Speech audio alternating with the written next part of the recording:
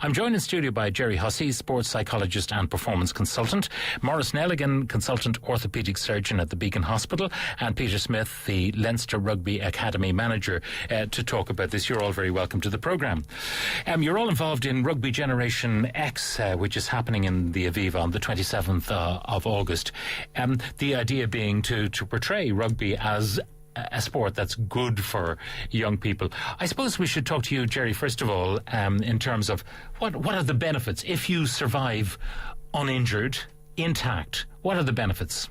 I think the benefits are manifold, because from an early age, being part of a team development, it's everything about the social, emotional, psychological and physical development of a child. And, you know, in the capacity to function as a team member, you learn leadership skills, communication skills. It helps the kids socially and emotionally. And also then, in terms of being around some of the highly skilled coaches, you learn mental fitness, emotional wellness, and you can see how wellness is far more than a physical element, and that wellness is something that takes up many parts of the life, and those are the skills then you can take back to your other areas of your life, your school life and your work life. And now tell me, what from a psychological point of view, what does physical antagonism towards the opposing team do to your head? Yeah, well, I in other words, you're inflicting pain or accepting pain from people that you know in later life, when you play against them, you'll be having a pint with them afterwards.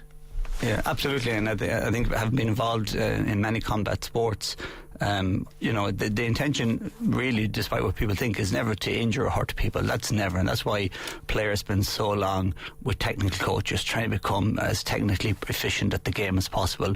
And be that rugby or boxing or any combat sport, every participant wants to be as technically excellent as they can. And these are very young, ambitious, but they're ambitious to win, they're ambitious to develop their talent physically, technically, mentally and emotionally. And I think that, sometimes rugby or boxing has an injury element to it, but if we look at the other aspects of what it allows the child to experience and develop and grow, I think sometimes we can miss the many positives of it. All right. Now, Maurice Nelligan, as a consultant orthopaedic surgeon, you come across injuries from many activities, be they car accidents or whatever, but also from sport. Do you see more rugby injuries than soccer injuries, GAA injuries? I wouldn't think that I see more in one particular code than another. All sports have specific injuries which are attached to them. Rugby is very much a collision sport, so therefore you see injuries to all parts of the body. But compared to other sports, I don't think there's extra injuries that I would see over and above, say, for instance, GAA or soccer with lower leg injuries. Playing both soccer and Gaelic football and hurling, so rugby is still a minority sport. So you might imagine rugby players to be overrepresented if you take the proportionality. I agree to a certain extent, but I enjoyed I listened back to the podcast about the Liberty Saints last night, and rugby is becoming a more popular sport, and it has been shown in many, many research studies that players that become elite players should be playing 3 or 4 sports for a long period of time, up to the age of 12 and 16, and then later in life developing into one sport. And I really... That's the lads were saying yesterday, that some of the kids, they think they're not good at any sport, and then they discover rugby, and this is the one I'm good at. Absolutely. And, those people should be given a chance to see what sport it is that they may be good at or they may love. And I hope the Liberty Saints do get a ground to play on at some point in the future. But rugby is becoming more common. I don't think the injuries are necessarily overrepresented. I think there is a little bit of a media negative impact on rugby. We read the article last week about Luke Fitzgerald, and his mother was happy because he gave up the injuries, or with Brian O'Driscoll. I think they're professional rugby players. They're elite rugby players. In the regular run-of-the-mill people that are playing for a enjoyment, I don't think it's overrepresented, to be honest. All right. What are rugby injuries compared to, horse riding injuries? You might expect a broken shoulder or even a fracture of the back or whatever it might be. What would be the typical ones you'd come across in rugby? Well, there would be, there's 2 sort of branches of the injury that I would categorise them. There's non-contact type injuries, and you see them in everything. They're usually lower limb, sort of ACL, anterior cruciate ligament type injuries, ankle type injuries, and they can occur in any sport. Then in the sort of more contact environment, you're more likely, again, knees, but things like dislocated shoulders, fractures. Collarbones. Yeah, collarbones, dislocated collarbones. But not in as huge a volume as we would be led to believe, I think. My colleague here, George Hook, is big on concussion. I think concussion is a very valid topic to discuss, but concussion, it has to remember, is a sport-wide problem. It's not just related to rugby. Concussion is seen, albeit to a lesser extent, in soccer. It's definitely seen in the GAA, where we've seen two very high-profile concussions in All-Ireland finals. And if you're looking at the Euros, I was surprised that they didn't seem to have the kind of protocols that professional rugby has now. When two heads collide, and the lads sat down there and, well, they had a breather as well as everything else, but there was none of the kind of stuff you see on the pitch with rugby players. You know, we're very fortunate to have Alan Byrne working with us in the Beacon, who's the FAI senior medical officer, and I've discussed this with him. The actual protocols are robust, are in place. They have to be enforced, Pat.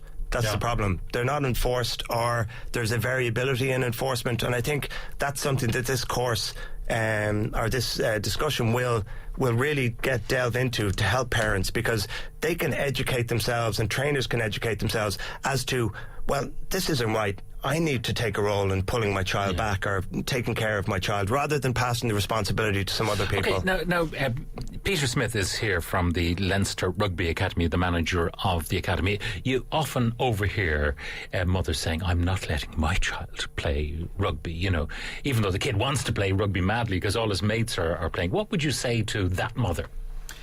Yeah, I think that's obviously a consideration. I suppose I'm fortunate enough that I deal right the way through from 15 years old to just that entry level into professional rugby, and that's often, you know, touted around sometimes. And whatever about playing rugby, playing in the front row or various positions isn't really enjoyed by some parents. But as both Maurice and Gerry have said, the benefits that these guys get in terms of their development, in terms of their socialisation, in terms of how they mix with each other. And, you know, like the guys have said, in any sports there is risks, and it's minimising those risks through good coaching, through good facilities, through enjoyment, and, you know, through learning the correct techniques is the big issue. Yeah. What do you say to the people saying, oh, we'll do away with the tackle at underage, you know, play tag rugby effectively? What do you say to that? Well, I think certain sports have certain individual characteristics that make them the sport they are. If you did away with the tackle in rugby, then it wouldn't be rugby anymore.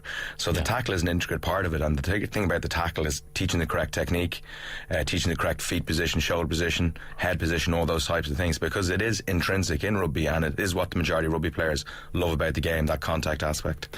Now, you mentioned the playing in the front row. You a front row man yourself? Used to be. Yeah. I don't know how you told that, Pat. You're a big guy, you know. But I'm wondering about how susceptible the different positions are to getting hurt. Yeah, well, I think in the front row in particular, they've looked at law changes, and for example, they've gone away from the big contact at scrum time, that the opposing front rows are much closer together for health and safety issues. So there's no big whack when the front rows bang that's been together. removed. It's been shown in a lot of studies that the scrum has been depowered by about 40% from what it used to be, to make it a lot safer. So the idea is now you bind, so therefore you're in almost intimate contact before. Yeah, that it takes away the pure velocity and power and strength and makes it much more a technical battle, much more pushing battle than a contact battle. So I think rugby has been very good at looking at areas that can improve the game, make it safer and make it more enjoyable for people who play. Yeah, and in terms of the people that you've coached over the years, there would be a different forward injury to, well, do the backs, the out half doesn't get injured usually, protected, isn't that right? Well, some out halves, but I think Johnny Sexton might disagree with you there. But that's the point, isn't it? That sometimes you get the feeling that someone can be deliberately targeted. Well, I think that goes on in every sport. I mean, in the Euros, I think, you know, Cristiano Ronaldo was a player that the French might exactly have targeted before the match. That happens in every single sport. And in fact, the coach said so, didn't he? Cristiano Ronaldo's got to be taken care of. Now, you could take that benignly, that we have to mark him out of the game, or you can take it malignly. Well, I think if you look at it nowadays with the rules and regulations of all sport, and especially the TV coverage and the citing commissions and the punishments that are at stake, that rugby is probably a safer sport than it ever has been over its history. Yeah. What's your view on the whole business of concussion? I talked to Maurice about that. I mean, is it something that people are concerned about? You know, the old stories that they make up the question before they go out so that they have the answer rehearsed. Yeah, well, what's the capital of Timbuktu? I think over the last 5, 10, 15-year period, the RFU have led the way in concussion, and the medical people involved with the RFU have been really top class, and they're seen as leaders in their field in that. And I've been involved in a lot of schoolboy rugby, and you know, the protocols and the rest and inform and the return to play guidelines are really good, and I think they're preventing a lot of cases that might arise now. But I think it's something we've got to be very vigilant with, so we've got to talk to each other about and make sure we stay on top of the whole time. One of the things that Maurice is talking about is the non-contact injuries, and of course that can come from overplaying as well, you know, players not being rested enough. Yeah, and I think that's the big thing about this conference coming up is what is the ideal amount to train? What are the best foods to recover with, and getting that information out there, so to prevent a typical 18, 19-year-old training 7 days a week, twice a day, and then all of a sudden picking up all these injuries that weren't necessary. It was interesting looking, I don't know whether any of you saw the under-20s in action, and the difference in physicality between them, and you know, some of the lads in the senior squad are not much over 20, but they seem to be you know, one, if not two sizes larger. Yeah, well, I think they were a particularly big bunch. Next year's bunch mightn't be as big, but, you know, as information gets out there and strength and conditioning gets better, physiotherapy gets better, medical expertise gets bigger, you know, humans are getting bigger, stronger, faster. That's why we're all going to watch the Olympics to see what's going to happen. So that is just the evolution of the human race as well, that people are getting bigger and stronger. Now, the question of the kind of hits that when you were, say, 16, that you were taking compared to the hits that a 16-year-old might take now? Because a lot of the guys, whether we like it or not, are bodybuilding, using creatine, some of them, but they're a lot bigger and stronger than they might have been a generation ago. Yeah, well, I think that's the thing about rugby is, and if you watch New Zealand, because obviously they're the brand leaders in our sport, they're moving away from that model. They're slimming down again. They're slimming down again. So just when people feel they might have caught up, they've changed the rules of the game again. But they think they have a huge advantage in the last 20 minutes of a match. So we're encouraging a lot of guys now. It's not about the first half of the match. It's about the second half and the last 20 minutes. So the big guys, the bigger you are, the tireder you'll be after 60 minutes. The more you have to carry around, the harder it is to carry that round. So I think, you know, there is definitely a slimming down of rugby players, and it's turning more from a maybe power collision sport to a little bit more of an endurance sport. Yeah, it's interesting. I think it's fair to say that Brian O'Driscoll went up and then diminished again in the latter stages of his career and got back some of his speed. Yeah, definitely, yeah. You know, there's lots of different ways to play rugby. There's lots of different conditions we play rugby. And, you know, the one-size-fits-all model doesn't really work in rugby, and you can see this now that people are keeping the ball in play longer.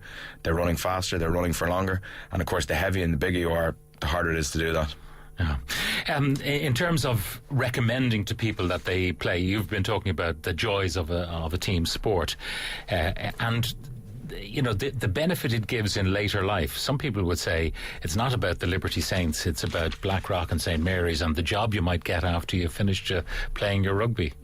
You know, I think that's part of it, but you know, I'm from Galway, and we've seen in Connacht, and I used to work at Munster Rugby, we see that there's a myth out there that rugby belongs in a certain social class, but I think particularly in Connacht and Munster we've expelled that myth, and we've seen in Galway now, we've seen GA families compete where the son now wants to be a rugby player. Yeah. So I think... by the way, has that anything to do with professionalism, that actually you could have a career, a paid career, doing something you love, whereas in GA that's not an option? I think it's professionalism, but also the way the children are treated in academies, and I think that the GA, as much as I love it, it has a lot to do with the lads. Isn't it building a big academy out there? It is, but in terms of the way players are managed and minded, in terms of their game time should be more heavily scrutinised.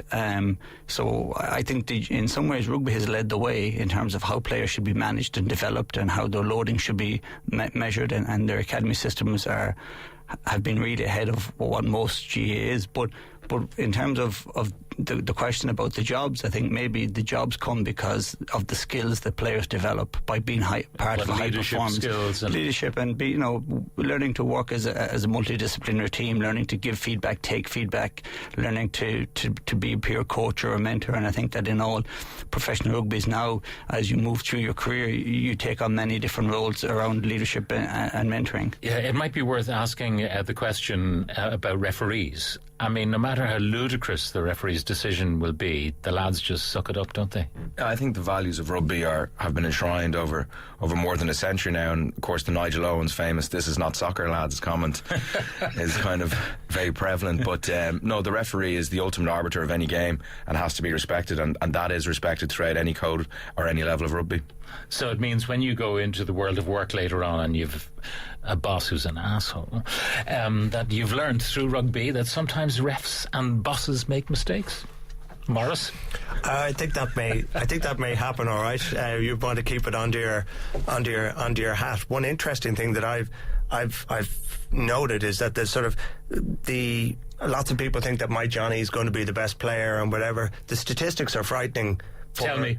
For people that start out to actually become elite level rugby players, and in any code. And if anybody wants some information, a great book to read is The Sports Gene by David Epstein.